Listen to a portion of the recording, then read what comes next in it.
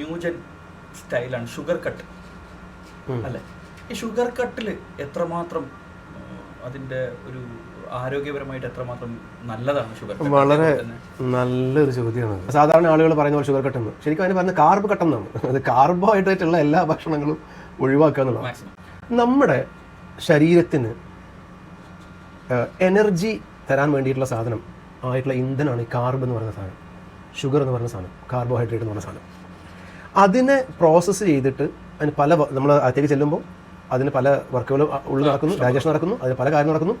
അതിന് പ്രോസസ്സ് ചെയ്തിട്ട് അതിനെ എനർജി ആക്കി മാറ്റി നമ്മൾ ഡെയിലി വർക്കിന് വേണ്ടി എനർജി തരാനാണ് നമ്മുടെ ഉള്ളിലുള്ള എഞ്ചിൻ വർക്ക് ചെയ്യുന്നത്. ആ എഞ്ചിൻ എവിടെ ആയിക്കോട്ടെ, ഹാർട്ട് ആയിക്കോട്ടെ, കിഡ്നി എന്തോ ആയിക്കോട്ടെ, ലിവർ ആയിക്കോട്ടെ, എവിടെ ആയിക്കോട്ടെ, അതിലേക്ക് നമ്മൾ കാർബ് കൊടുക്കാണ്ട് പ്രോട്ടീൻ കിട്ടിയാലും ബോഡി പണി ചെയ്യും, കൊളസ്ട്രോൾ കിട്ടിയാലും ബോഡി പണി ചെയ്യും. ബോഡിക്ക് ഓൾട്ടർനേറ്റീവ് മെക്കാനിസം ഉണ്ട്. അപ്പോൾ നമ്മൾ ഇപ്പോൾ മനസ്സിലായോ ഇതിൻ്റെ അപകടത്തിനെ കുറിച്ച്? മനസ്സിലായില്ലേ?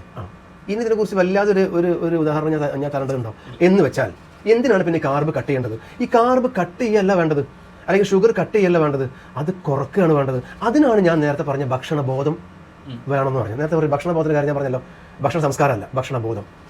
ഒരു നമ്മുടെ ഡെയിലി വർക്കിന് റിലേറ്റഡ് ആയിട്ട് എത്ര എനർജി വേണം, ആ എത്ര എനർജിക്ക് ഞാൻ എത്ര കാർബ് ഒരു ദിവസം കഴിക്കണം, അതാണ് ഭക്ഷണബോധം. അതുണ്ടായിരിക്കണം. അതിനനുസരിച്ച് കാർബ് നമ്മൾ കഴിക്കണം. ആ കാർബ് നമ്മൾ കഴിക്കുന്നത്, അല്ലെങ്കിൽ കാർബോഹൈഡ്രേറ്റ്, ഷുഗർ നമ്മൾ കഴിക്കുന്നത് ബോഡി എനർജി ആക്കി മാറ്റുന്നു. നമ്മൾ നമ്മുടെ ഡെയിലി വർക്കുകൾ ചെയ്യുന്നു സ്ട്രെസ് ഇല്ലാണ്ട്. അത് പ്രധാനപ്പെട്ട കാര്യമാണ്. അപ്പോൾ അതിൽ നിന്ന് നമുക്കൊന്നും മാറ്റി വെക്കാനില്ല.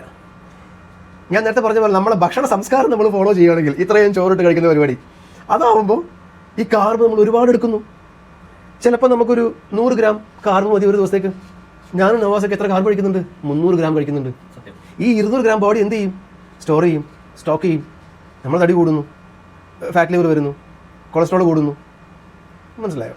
അപ്പോൾ ഷുഗർ കട്ടല്ല വേണ്ടത്, കാർബ് കട്ടല്ല വേണ്ടത്, കൺട്രോൾ ചെയ്യണം വേണ്ടത്. ഇത് കാർബ് കട്ട് ചെയ്യുമ്പോൾ ഇത് മുഴുവനായിട്ട് നിർത്തിയിട്ട് ബോഡിക്ക് നമ്മൾ ഡെയിലി റുട്ടീൻ, അല്ലെങ്കിൽ പിന്നെ നമ്മളൊന്നും ചെയ്യേണ്ടിരിക്കണം. നമ്മൾ ഡെയിലി റുട്ടീൻ വർക്കിന് ആവശ്യമായ എനർജി വേണ്ടേ?